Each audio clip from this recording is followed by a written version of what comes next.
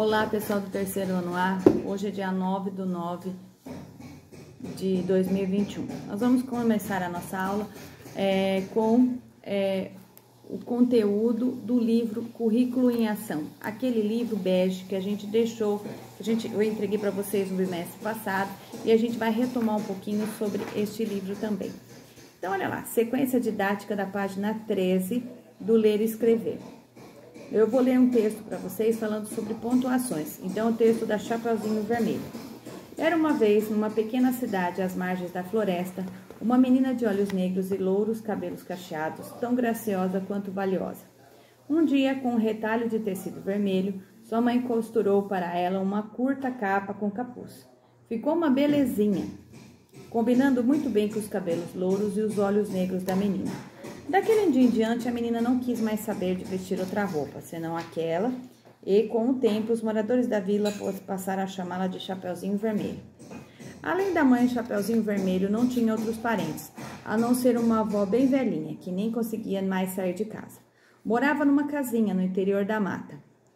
De vez em quando ia lá visitá-la com sua mãe, e sempre levava alguns mantimentos, comida, né? Um dia, a mãe da menina preparou algumas broas, das quais a avó gostava muito, mas, quando acabou de assar os quitutes, estava tão cansada que não tinha mais ânimo para andar pela floresta e levá-las para a velhinha. Então chamou a filha. Chapeuzinho Vermelho, vá levar essas broinhas para a vovó. Ela gostará muito. Disseram-me que há alguns dias ela não passa bem e com certeza não tem vontade de cozinhar. Vou agora mesmo, mamãe. Tome muito cuidado, não pare para conversar com ninguém e vai direitinho, sem desviar do caminho certo. Há muitos perigos na floresta. Tomarei cuidado, mamãe, não se preocupe. A mãe arranjou as broas em um cesto e colocou também um pote de geleia e um tablete de manteiga. A vovó gostava de comer as broinhas com manteiga fresquinha e geleia. Chapeuzinho Vermelho pegou o cesto e foi embora. A mata era cerrada e escura. No meio das árvores, somente se ouvia o churrear de alguns pássaros e ao longe o ruído dos machados dos lenhadores. A menina ia por uma trilha, quando de repente apareceu-lhe na frente um lobo enorme, de pelo escuro e olhos brilhantes. Olhando para aquela menina linda menina, o lobo pensou que ela devia ser macia e saborosa. Queria mesmo devorá-la num bocado só, mas não teve coragem, temendo os cortadores de lenha que poderiam ouvir os gritos da vítima. Por isso, decidiu usar de astúcia. Bom dia, linda menina, disse com voz doce. Bom dia, respondeu o Chapeuzinho. Qual é o seu nome? Chapeuzinho Vermelho. E um nome bem certinho para você. Mas diga-me, Chapeuzinho, onde está indo assim tão só? Vou visitar minha avó, que não está muito bem de saúde. Muito bem, onde mora sua avó? Mais além, no interior da mata. Explique melhor, Chapeuzinho Vermelho. Numa casinha com as venezianas verdes, logo após o velho engenho de açúcar. O lobo teve uma ideia e propôs. Gostaria de também visitar a sua avó doente. Vamos fazer uma aposta para ver quem chega primeiro? E eu irei por aquele atalho lá abaixo, e você poderá seguir por este. Chapeuzinho Vermelho aceitou a proposta. 1, 2, 3, e já, gritou o lobo. Conhecendo a floresta tão bem quanto seu nariz, o lobo escolhera para ele o trajeto mais breve, não demorou muito para alcançar a casinha da vovó. Bateu a porta, o mais delicadamente possível com suas enormes patas. Quem é? Perguntou a avó. O lobo fez uma vozinha doce para responder. Sou eu, sua netinha, vovó. Trago broas feitas em casa, um vidro de geleia e manteiga fresca. A boa velhinha, que ainda estava deitada, respondeu. Puxa a tranca e a porta se abrirá. O lobo entrou. Chegou ao meio do quarto com um só pulo e devorou a pobre avózinha, antes que ela pudesse gritar. Em seguida fechou a porta, enfiou-se embaixo das cobertas e ficou à espera de Chapeuzinho Vermelho. A essa altura, Chapeuzinho Vermelho já tinha esquecido do bolo e da aposta sobre quem chegaria primeiro. Ia andando devagar pelo atalho, parando aqui e acolá. Ora era atraída por uma árvore carregada de pitangas, ora ficava observando o voo de uma borboleta, ou ainda um ágil esquilo. Parou um pouco para colher um maço de flores do campo. Encantou-se ao observar uma procissão de formigas e correu atrás de uma joaninha. Finalmente chegou à casa da avó e bateu de leve na porta. Quem está aí? Perguntou o lobo, esquecendo-se de disfarçar a voz. Chapeuzinho Vermelho se espantou um pouco com uma voz rouca, mas pensou que fosse porque a vovó ainda estava gripada. É Chapeuzinho Vermelho, sua netinha. Estou trazendo broinhas, um pote de geleia e manteiga bem fresquinha. Mas aí o lobo se lembrou de afinar a voz cavernosa antes de responder. Puxe o trinco e a porta se abrirá. Chapeuzinho Vermelho puxou o trinco e abriu a porta. O lobo estava escondido embaixo das cobertas e só deixando aparecer a touca que a vovó usava para dormir. Coloque as broinhas, a geleia e a manteiga no guarda-comida, a minha querida netinha, e venha aqui até a minha cama. Tenho muito frio e você me ajudará a me aquecer um pouquinho. Chapeuzinho Vermelho obedeceu e se enfiou embaixo das cobertas. Mas estranhou o aspecto da vovó. Antes de tudo, estava muito peluda. Seria o efeito da doença? E foi reparando. Oh, vovozinha, que braços longos você tem. São para abraçá-la melhor, minha querida menina. Oh, vovozinha, que olhos grandes você tem. São para enxergar também no escuro, minha querida. Oh, vovozinha, que orelhas compridas você tem. São para ouvir tudo, queridinha. Oh, vovozinha, que boca enorme você tem. É para engolir você melhor. E assim dizendo, o lobo mau deu um pulo e num só movimento comeu a pobre Chapeuzinho Vermelho. Agora estou realmente satisfeito, resmungou o lobo. Estou até com vontade de tirar uma soneca, antes de retornar meu caminho. Voltou a se enfiar embaixo das cobertas bem quentinho.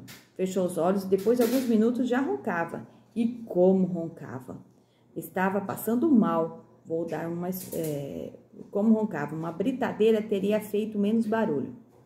Algumas horas mais tarde, um caçador passou em frente à casa da vovó e ouviu o barulho e pensou, olha só como a velhinha ronca, estará passando mal, vou dar uma espiada.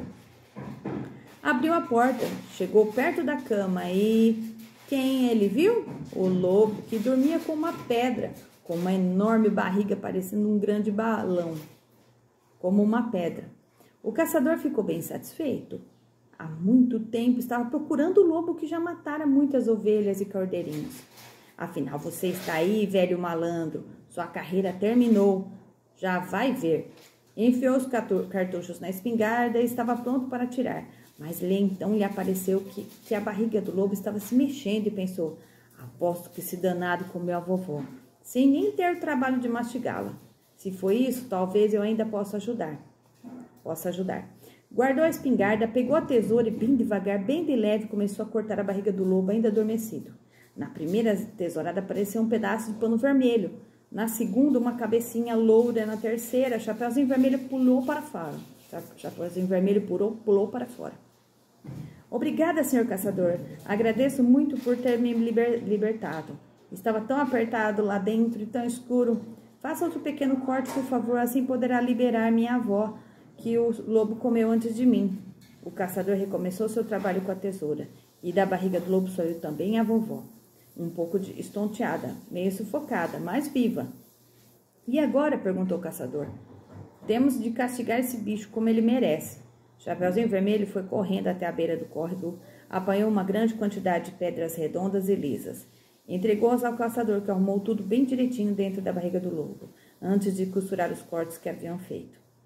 Em seguida, os três saíram da casa, esconderam-se entre as árvores e aguardaram. Mais tarde, o lobo acordou com um peso estranho no estômago. Teria sido indigesta a vovó? Pulou da cama e foi beber água no córrego. Mas as pedras pesavam tanto que, quando se abaixou, ele caiu na água e ficou preso no fundo do córrego. O caçador foi embora, contente.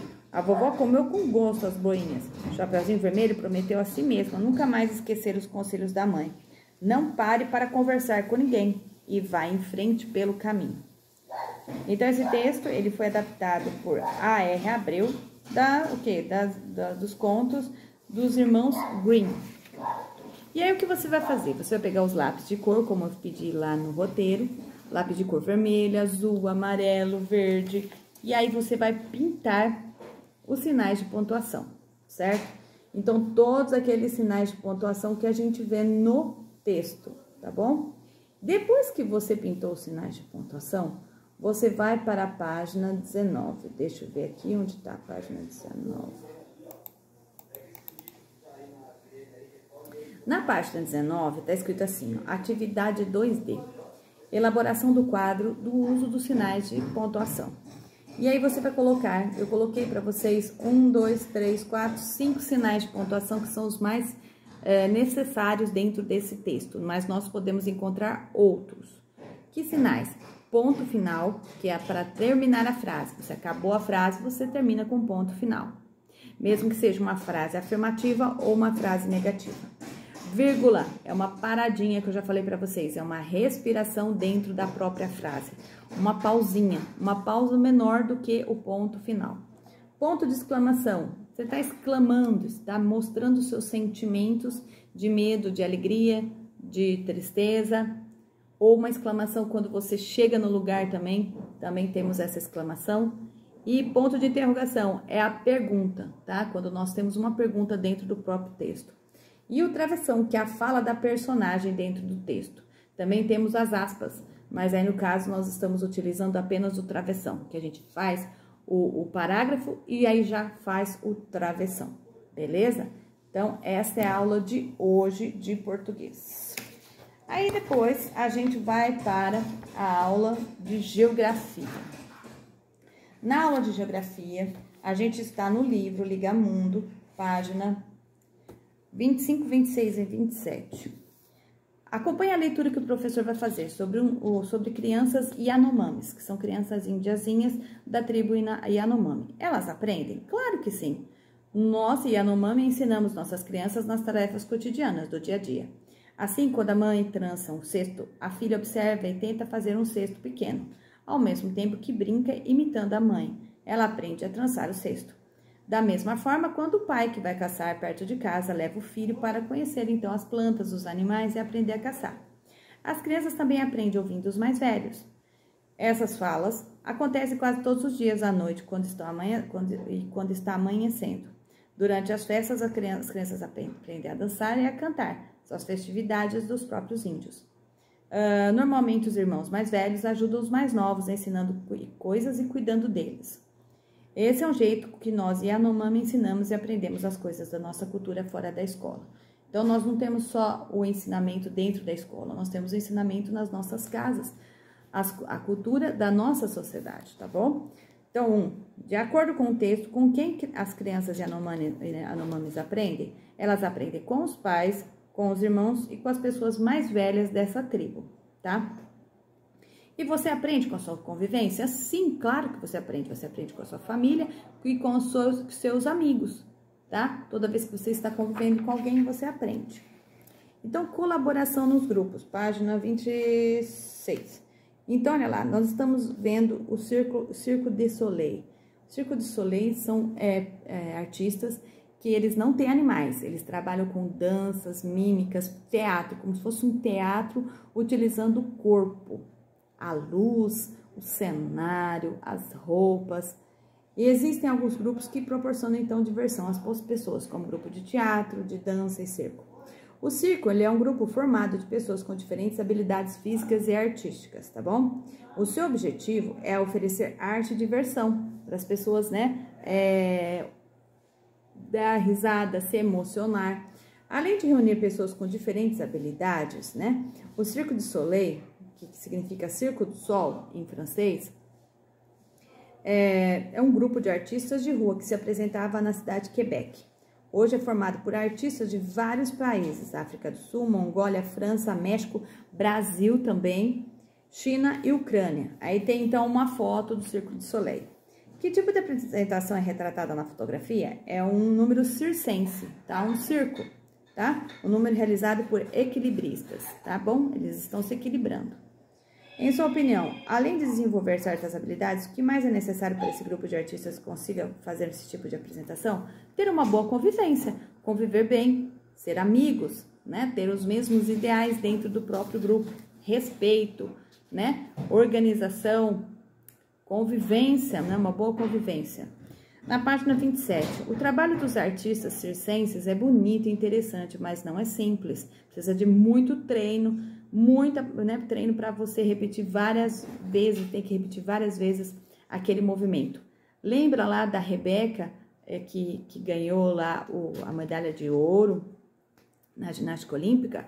Então, ela teve que fazer várias vezes aquelas acrobacias para poder, o quê? Chegar a, ter a medalha de ouro, tá? Então, para um grupo de pessoas, mais difícil ainda. Então, tem que ter colaboração, diálogo, respeito entre eles, pois sem isso não haveria beleza, sincronia e criatividade, superação dos desafios que eles têm demonstrado na cena. Olha a cena, tá vendo? As pessoas ali segurando a outra moça que tá lá em cima, né? Tem que ter o quê? Muita confiança também para com essa pessoa. Na vida em comunidade, no bairro, na cidade, no estado, no país, as pessoas também vivem em grupos e têm objetivos em comum. Além disso, elas precisam colaborar umas com as outras para viver bem. E aí, na semana que vem, a gente vai ver um exemplo de uma reportagem falando sobre isso. Então, todo grupo social precisa de colaboração, de respeito, de diálogo para poder o quê? Para poder sobreviver e o quê? Apresentar resultados dentro daquele grupo social, tá bom? Então, é isso que a gente vai ver. Então, a colaboração entre os grupos.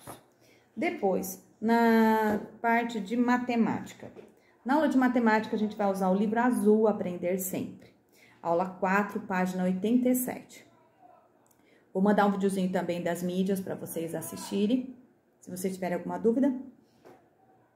E também vou explicar. São alguns probleminhas, tá? Mateus, Thiago e Bruno fazem coleção de miniaturas de super-heróis, bonequinhos. A. Mateus tinha 120 super-heróis e deu 20 a Bruno.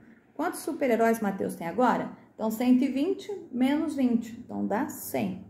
B. Tiago tinha 140 super-heróis, deu alguns a Mateus e ficou com 110. Quantos super-heróis ele deu a Mateus? Então, 140, né? Menos 30, igual a 110. Ou ele poderia fazer assim, ó, 110 mais 30 é igual a 140. E aí ele vê que são o quê? São 30, né? Ele deu 30 homenzinhos, né? 30 super-heróis para o amiguinho.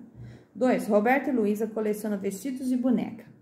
Luísa tinha 91 vestidos de boneca, ganhou 6 vestidos de cor vermelha. Quantos vestidos ela tem agora? Você vai fazer 91 mais 6. 91, 92, 93, 94, 95, 96, 97. Então, são 97 vestidinhos agora. B. Roberta tinha alguns vestidos de boneca, ganhou 9 de Luísa. E agora tem 109. Quantos vestidos de boneca a Roberta tinha inicialmente? Então, 109 menos 9 dá 100. Então, ela tinha 100. Inicialmente, ela tinha 100 roupinhas de boneca, tá bom? Aí, depois, a gente vai ver no livro de arte, na página 50. A gente vai estudar um pouquinho sobre as esculturas do mestre Didi. Temos as duas esculturas aí. A primeira escultura é o Panila Babaiji, que é o grande cetro do pai das árvores, feito com chapa de carbono pintada, varetas de latão de cobre, conchas de resina, bolas coloridas de resina, jato de areia e tintas, tá bom? Ele tá no patrimônio escultórico de São Sebastião, em São Paulo, tá bom? Numa praça. Veja que é uma obra de arte um pouco diferenciada, ela é bem colorida e ela tem outras figuras, tem figuras também. E aí a gente vê o seguinte, que eles usaram também búzios, palha, madeira, arame, couro, tingido, cola e miçangas, né? Bem interessante. Essa obra ela tem a ver com a cultura africana. O mestre Didi, ele é da cultura africana, por isso que ele usa, então, elementos da cultura africana.